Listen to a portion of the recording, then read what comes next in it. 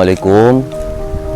Saya Muhammad, wakil daripada Karya Surau Kampung Kolam Air, dan wakil juga admin page Facebook Surau Kampung Kolam Air Kampung Seronok, Kuala Kurau, Perak. Kalau ditanya soalan mengenai inspirasi, apakah inspirasi serta timbulnya hasrat dan idea untuk projek surau ini? apakah inspirasi anda? Baik, sebenarnya kalau ikut pada inspirasi tu, kita tengok keadaan surau yang buruk tu pun dah tercetus rasa. Bukan saya seorang, semua anak muda Karya Kampung Kolam Air rasa sedih tengok keadaan surau. Tapi bila ditanya soalan inspirasi, mestilah ibu saya kan. Satu hari ibu saya duk merenung kat luar beranda lah, kata anjung rumah.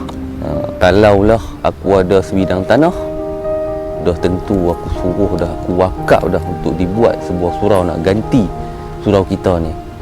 Itulah ayat yang saya ingat sampai kelar, dan ayat itulah yang inspired untuk cuba do something, untuk buat juga, elokkan balik surau ni, baik pulih balik. Bagaimana anda mula dan sebar, serta bagaimana dengan dana projek? Kalau ditanya soalan lagi satu, bagaimana anda bermula kan? Permulaannya tercetusnya bila dah inspired tu dapat, tercetusnya idea, alhamdulillah dapatlah idea sikit. Sekali media sosial lah, saya telah membuka Facebook yang bernama Surau Kampung Kolam Air Kampung Seronok. Tujuannya untuk mencari dana. Dana lah, sebab kita perlukan dana tu adalah benda yang penting lah untuk memulakan apa-apa pembinaan pun kan. So tujuan Facebook tu aku buat untuk buat kempen untuk collect dana ya. So aku pun buat pada, tak silap aku, Ogos 2016. Ya, pada Ogos 2016 aku telah cipta page dikontrol oleh link pada aku punya Facebook, Surau Kampung Telaga Air Kampung Seronok. Maaf, boleh tolong jelaskan kenapa kampung ini ada dua nama? Nak tahu, Kampung Seronok tu adalah nama timbangan untuk kampung kami lah. Kalau setengah orang confuse, dia ingat Kampung Seronok tu ada dekat Penang, ada. Ni Kampung Seronok kat Penang tu Kampung Seronok. Kami punya kampung ni Kampung Seronok juga. Tapi nama timbangan. Tapi kalau ambil sebenar di kampung kami ni, banyak kampung yang bercampur. Actually banyak kampung yang mai, kampung antara kampung Perlis, kampung Haji Tay, kampung Nasab, kampung Tok Pulut, kampung kami kampung Kolayak, kampung Hatan, kampung sebelah. Jadi macam kami ni bermasyarakat. Jadi kami ambil nama sebenar apa kampung-kampung lain tu bersatu di kawasan kampung kami tu, jadilah Kampung Seronok. Itulah cerita. Nota kaki yang tu nota ya. Tak ada apa. So kalau ditanya, kita patah balik kepada soalan lah. Kalau ditanya bagaimana anda mula, pertama sekali aku mulakan dengan iklan di Facebook lah.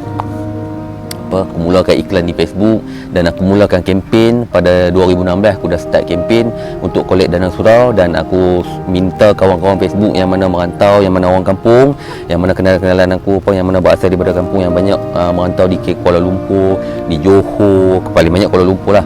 So aku minta mereka share, benda tu, dan alhamdulillah program tu berjalan. Dan time tu Facebook, yang kedua kempen, dan yang ketiga aku telah melancarkan akaun. Dan akaun tu bukanlah akaun rasmi dan akaun sendiri. Jadi kebanyakan kawan-kawan yang mendengar semua masuk akaun personal aku lah. Sebab tu kita surau tak ada akaun rasmi kan. Satu yang keempat, bila dah jalan kempen tu, dalam masa yang sama aku dah buat satu kertas kerja. Ni aku tunjuk video kertas kerja aku.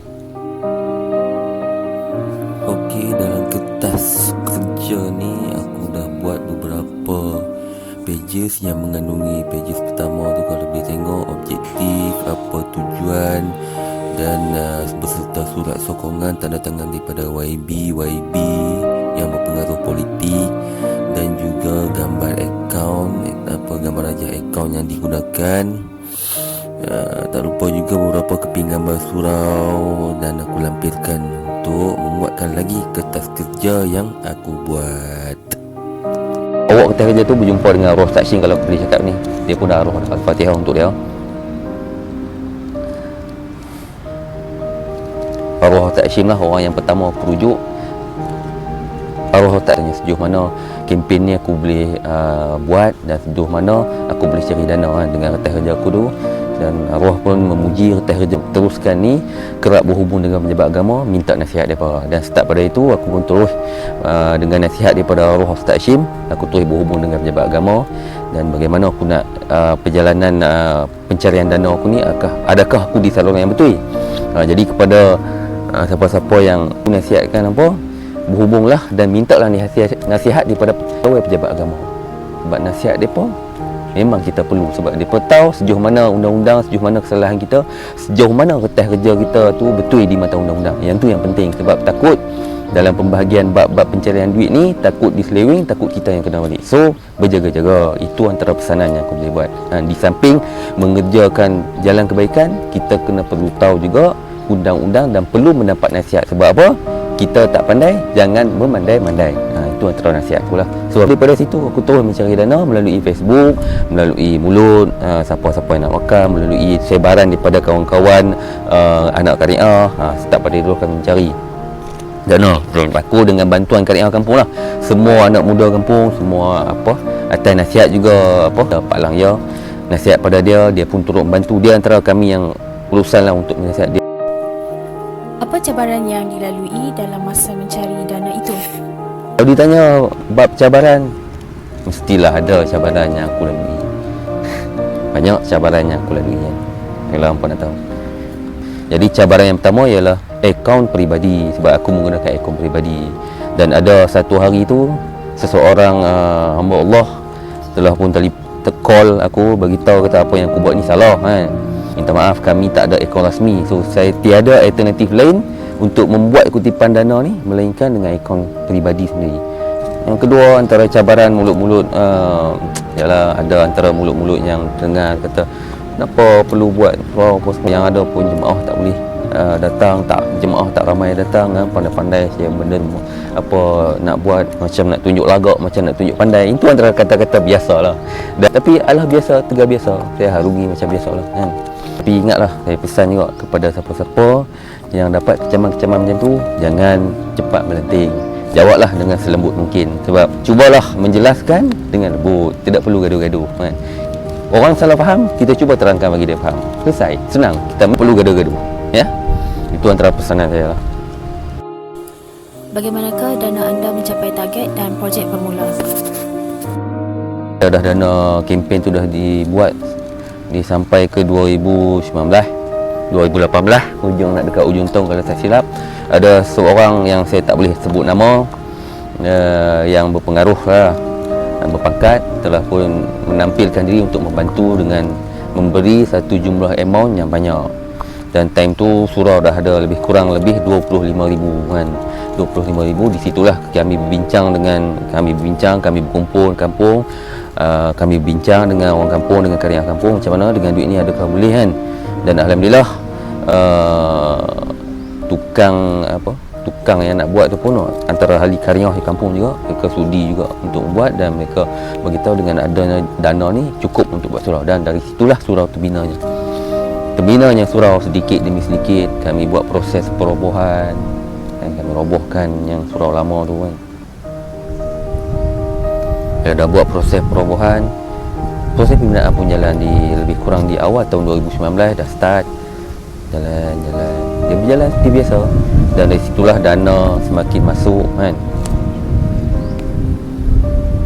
Dari situlah wakaf orang ramai pun semakin masuk kan.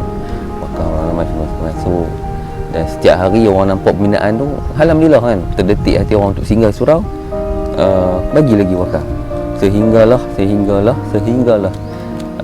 kalau ikut daripada total jumlah yang kami dapat kutip, alhamdulillah kurang lebih ke 60,000 atas dasar hasil daripada wakaf orang ramai. Dan alhamdulillah, dan di situlah aku rasa tanggungjawab aku sebagai khalifah, ataupun secara umumnya ataupun secara khususnya sebagai anak Kariah kampung, Tuhan melorongkan jalan untuk aku dan untuk kami Kariah kampung, memudahkan jalan kami untuk mencari dana, dan inilah hasilnya.